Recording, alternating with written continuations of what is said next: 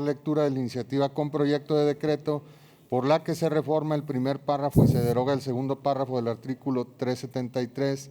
y reforma el artículo 375 del Código Familiar del Estado de Zacatecas. Tiene el uso de la palabra los autores diputados de las mismas.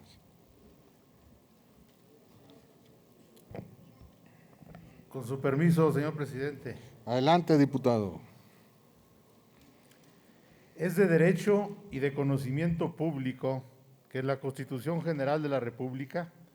establece categóricamente que en los Estados Unidos mexicanos todas las personas gozan de los derechos humanos reconocidos en la Constitución y en los tratados internacionales de los que el Estado mexicano es parte, así como de sus garantías para su protección,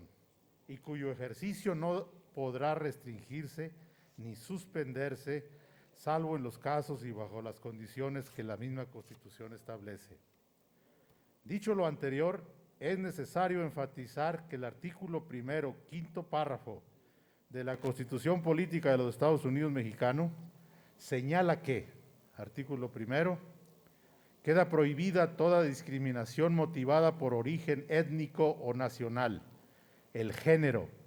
la edad, las discapacidades, la condición social, las condiciones de salud, la religión, las opiniones, las preferencias sexuales y el estado civil, o cualquier otra que atente contra la dignidad humana y tenga por objeto anular o menoscabar los derechos y libertades de las personas. A su vez, el artículo cuarto, primer párrafo de la Constitución Federal, establece que, artículo cuarto, la mujer y el hombre son iguales ante la ley. Esta protegerá la organización y el desarrollo de la familia. El artículo primero, numeral 1 de la Convención Interamericana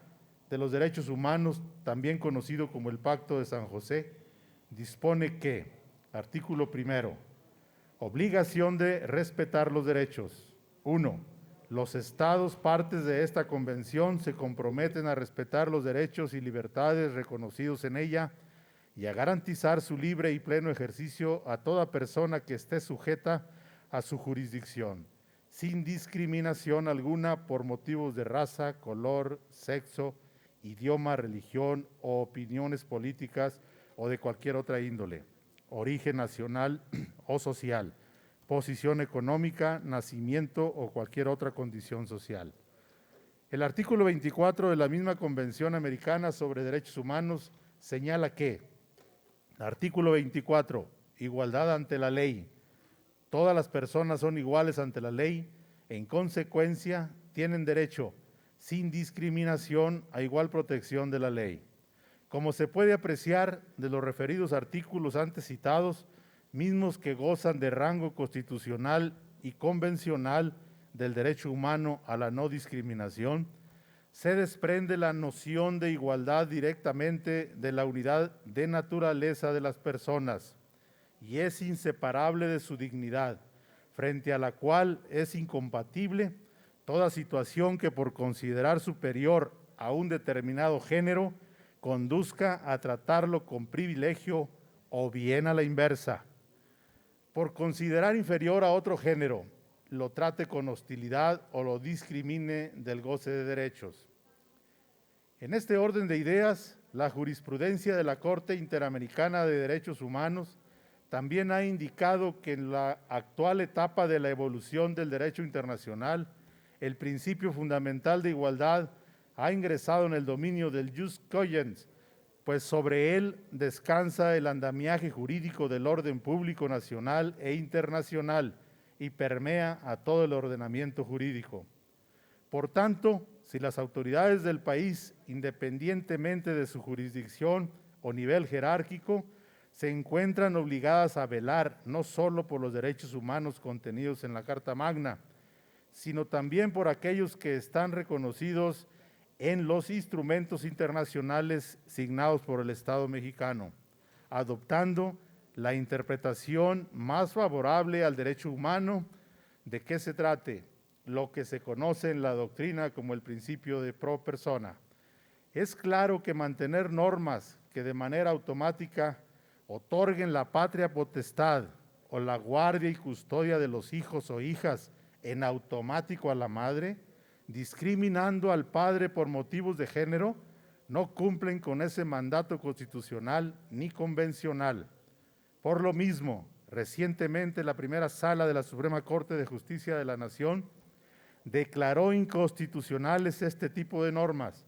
de manera específica al resolver el amparo en revisión 331/2019 en la sesión del 21 de noviembre del 2019.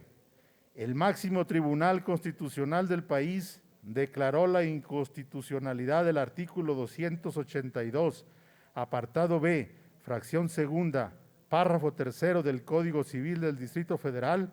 Dicho artículo establecía que en los juicios de divorcio, la guardia y custodia provisional debía otorgarse de manera automática a la madre,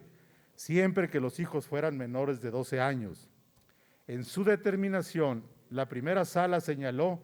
que esa disposición del Código Civil de la hoy Ciudad de México no era sostenible, ya que establecía la regla de asignación con base en una distinción del sexo del progenitor.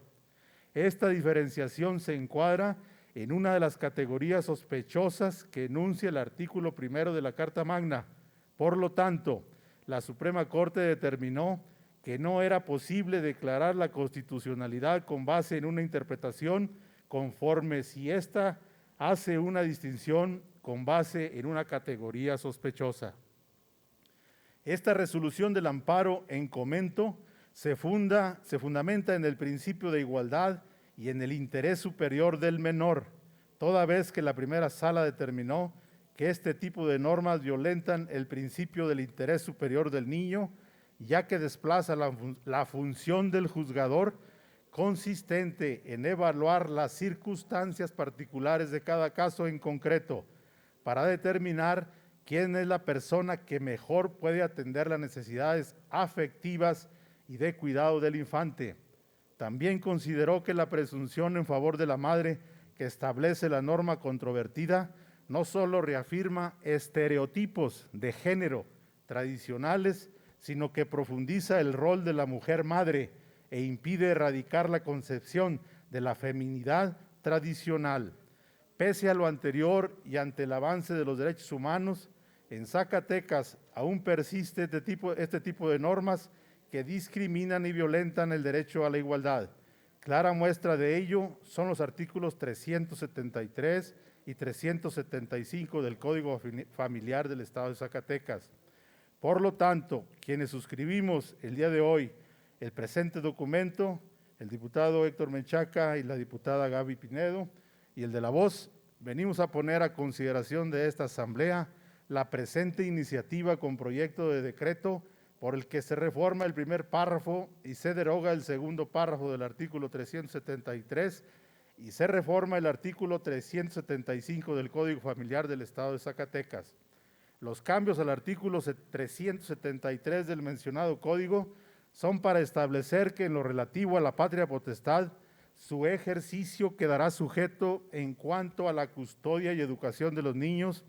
a las modalidades que le impriman las resoluciones que se dicten, de acuerdo con las leyes aplicables y, en su caso, a las que convengan las partes como resultado de un procedimiento de mediación. El juez deberá resolver todo lo relativo a los derechos y obligaciones inherentes a la patria potestad, según el caso, atendiendo al interés superior del niño o de la niña, de oficio o a petición de parte interesada durante el procedimiento, se allegará de los elementos necesarios para ello, debiendo escuchar a los padres y a la niña o al niño. En todo caso, protegerá y hará respetar el derecho de convivencia con los padres, salvo que exista peligro para la niña o el niño. De este artículo se deroga el segundo párrafo que señala que no deberá separarse al niño menor de 10 años de su madre, en virtud de que el juez deberá valorar las circunstancias de cada caso en concreto.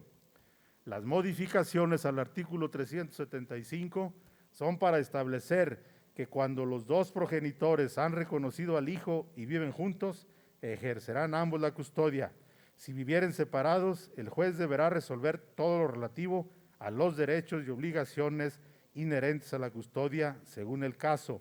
y atendiendo al interés superior del niño o de la niña. Para tales efectos, de oficio o a petición de parte interesada, el juez se allegará de los elementos necesarios para determinar lo relativo a la custodia, debiendo escuchar a los padres o a la niña o al niño, salvo circunstancias especiales que se analizarán según lo dispuesto en los artículos 343 y 344 de este Código. Los supuestos a los que se refiere el mencionado artículo 343 consisten en que cuando el padre y la madre que no vivan juntos reconozcan al hijo en el mismo acto, convendrán cuál de los dos ejercerá sobre él la custodia, y en caso de que no lo hicieren, el juez de lo familiar, oyendo a los padres y al Ministerio Público, y en su caso al menor, resolverá atendiendo al interés superior del niño. A su vez, las hipótesis que contempla el artículo 343 consisten que en el caso de que el reconocimiento se efectúe sucesivamente por los padres que no vivan juntos, ejercerá la custodia el que primero hubiese reconocido, salvo que se conviniere otra cosa entre los padres y siempre que el juez de lo familiar no creyere necesario modificar el convenio por causa grave, con audiencia de los progenitores del menor y del Ministerio Público, el juez velando por los intereses del hijo reconocido, si considera inconveniente que ejerza la custodia quien primero lo reconoció, podrá determinar que quede bajo la custodia de quien lo reconoció en segundo término. Es cuanto, diputado presidente. Diputado. Gracias, presidente, diputado. Para solicitarle a los promoventes si me permiten suscribirme a su iniciativa. Con mucho gusto, diputada. Queda registrada su solicitud y aprobada por los promoventes.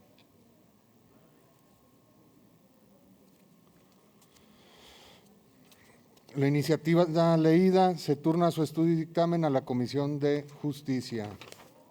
Continuando con el orden del día correspondiente a